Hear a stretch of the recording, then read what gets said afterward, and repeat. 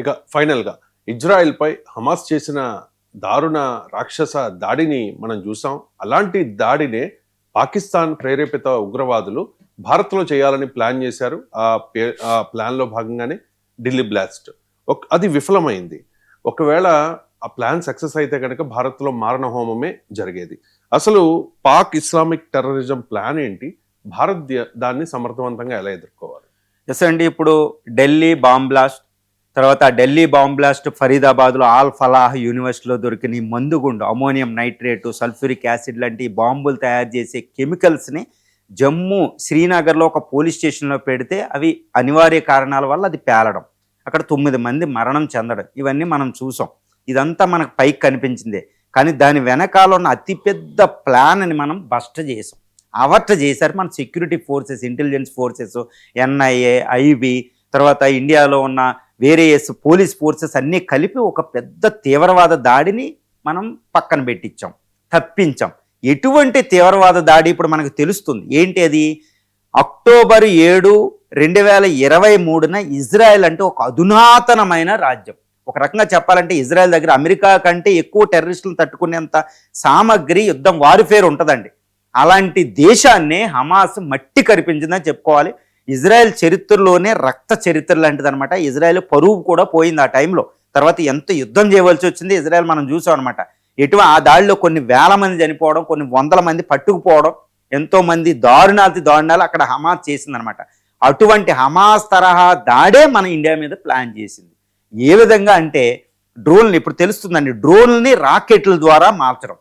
ఈ డ్రోన్ల ద్వారా పెద్ద పెద్ద ఆర్మీ హెడ్ క్వార్టర్స్లని, తర్వాత పెద్ద పెద్ద నాయకుల్ని, మోడీ లాంటి నాయకుల్ని అటాక్ చేయడం, తర్వాత రెసిన్ అని కెమికల్స్, బయో వెపన్స్ లాంటివి తయారు చేసి పెద్ద పెద్ద టెంపుల్స్ అని, స్కూల్స్ అని, పెద్ద పెద్ద నగరాల్లో ఉన్న నీటిపారుదలలోకి డ్రింకింగ్ వాటర్లో కలిపి మాసివ్, అంటే చాలా హ్యూజ్ డెత్, అంటే లక్షలాది మంది చనిపోయేటట్టు ప్లాన్ చేశారన్నమాట. ఎందుకంటే ఇండియా లొంగాలి అంటే ఇండియాలో లక్షలాది మంది చనిపోవాలి అని ఒక పెద్ద ప్లాన్ చేశారు. అంటే హమాస్ ఇజ్రాయెల్ మీద చేసిన దాడి కంటే చాలా పెద్ద ప్లాన్గా ఇక్కడ ఒక పెద్ద ప్లాన్ చేస్తే దాన్ని అదృష్టవశాత్తు మనం తప్పించాం.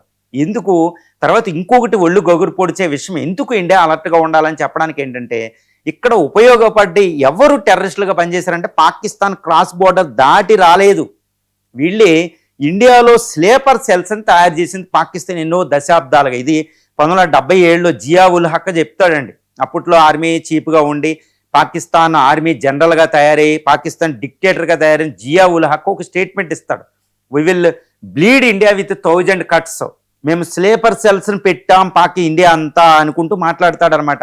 ఇప్పుడు ఆ స్లీపర్ సెల్ ఎలా ఉన్నాయంటే, ఏదో స్లీపర్ సెల్లో టెర్రరిస్టులు కాదండి, white sleeper cells, white terrorism అని ఒక డాక్టర్లని, ప్రొఫెషనల్స్ని టెర్రరిజం కింద మార్చేయడం, అది పెద్ద డేంజర్ అనమాట. ఇప్పుడు చూడండి, ఆల్ ఫలాహ్ యూనివర్సిటీలో డాక్టర్లు, ప్రొఫెసర్లు, మెడికల్ యూనివర్సిటీల్లో ప్రొఫెసర్లు ఈరోజు టెర్రరిస్టులు, అంటే ఇండాక్ట్రినేషన్ మొదలు పెడుతున్నారు వాళ్ళు. ఎంత డేంజర్లో ఉంది.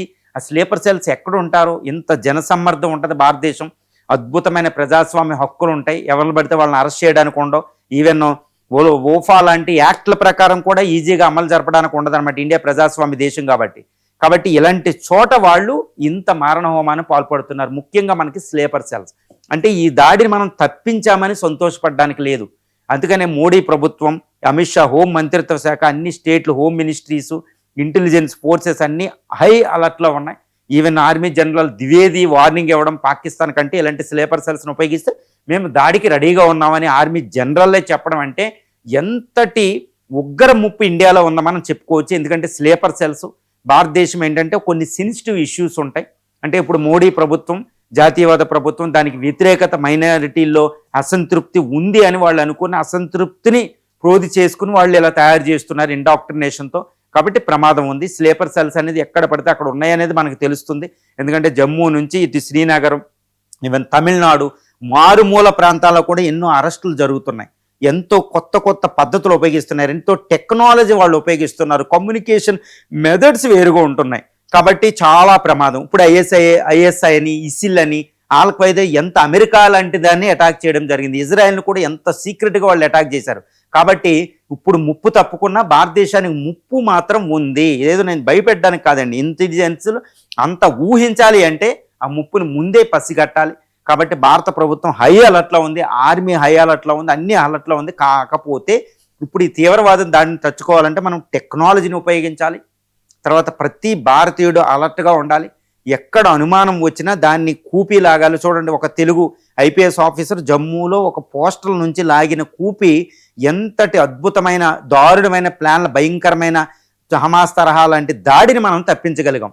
అంటే ప్రతి భారతీయుడు కూడా అలర్ట్ కావాలి. ఎక్కడ అనుమానం వచ్చినా ఇవ్వాలి. ఎన్ని యూనివర్సిటీలు ఉన్నా, మెడికల్ కాలేజెస్ ఉన్నా, తర్వాత పెద్ద పెద్ద మైనారిటీలు ఎక్కువ నివసించే ప్రాంతాల అమాయకుల్ని వాళ్ళు ఇండాక్ట్రినేట్ చేస్తారు. ఎందుకంటే నేను ఎప్పుడు చెప్తూ ఉంటా, భారతదేశంలో ఉన్న 25-24 కోట్ల మంది ముస్లిమ్స్ అందరినీ ఇస్లామిక్ టెర్రరిజం కింద బాధ్యులు చేయడం తప్పు. ఎందుకంటే 20 కోట్ల మంది దేశభక్తులు, అందులో ఎవరో ఇద్దరు ఇస్లామిక్ టెర్రరిజానికి వాళ్ళు బాధ్యులు అవుతారు. కాబట్టి ముఖ్యంగా మైనారిటీలు అలర్ట్గా ఉండాలి. ఇప్పుడు ఈ హైదరాబాద్లో ఓల్డ్ సిటీ, ముంబైలో, తర్వాత ముస్లిమ్స్ ఎక్కువగా నివసించే ప్రాంతం ఢిల్లీ, ఓల్డ్ సిటీ, బెంగళూరు, ఈ ప్రాంతాలను వాళ్ళు అడ్డాగా మార్చుకుంటారు. తర్వాత మయన్మార్ నుంచి దిక్కులేనితనంగా వచ్చిన రోహింగ్యాల్ని ఆయుధాలుగా మార్చుకుంటారు వాళ్ళు. తర్వాత విద్యావేత్తల్లో కూడా ఇండాక్ట్రినేట్ చేస్తారు మతకారులు. వాళ్ళ నుంచి జాగ్రత్తగా ఉండాలి. చూడండి, ఎవరైతే టెర్రరిస్టులు అనంతపూర్లో అరెస్ట్ అయ్యారో వాళ్ళ తల్లిదండ్రులు మంచోళ్ళు, పోలీస్ ఆఫీసర్ ఆయనకే తెలియదు. కాబట్టి వీళ్ళ నిఘా వేయాలి. సో ఈ విధంగా మనం స్లీపర్ సెల్స్ని అడ్డుకోగలుగుతాం. ఇది చాలా జాగ్రత్తగా ఈ పని చేయాలి. భారతదేశం ఆర్మీ పాకిస్తాన్ తుత్తురీలు చేద్ది 24 గంటలు, కానీ స్లీపర్ సెల్స్ వస్తే మనకు ప్రమాదం ఉంటుంది. కాబట్టి it is the time to be high alert from the all sides అండి. ఇండియా పబ్లిక్ నుంచి, భారత ప్రభుత్వం నుంచి, ఇంటెలిజెన్స్ ఫోర్సెస్ నుంచి.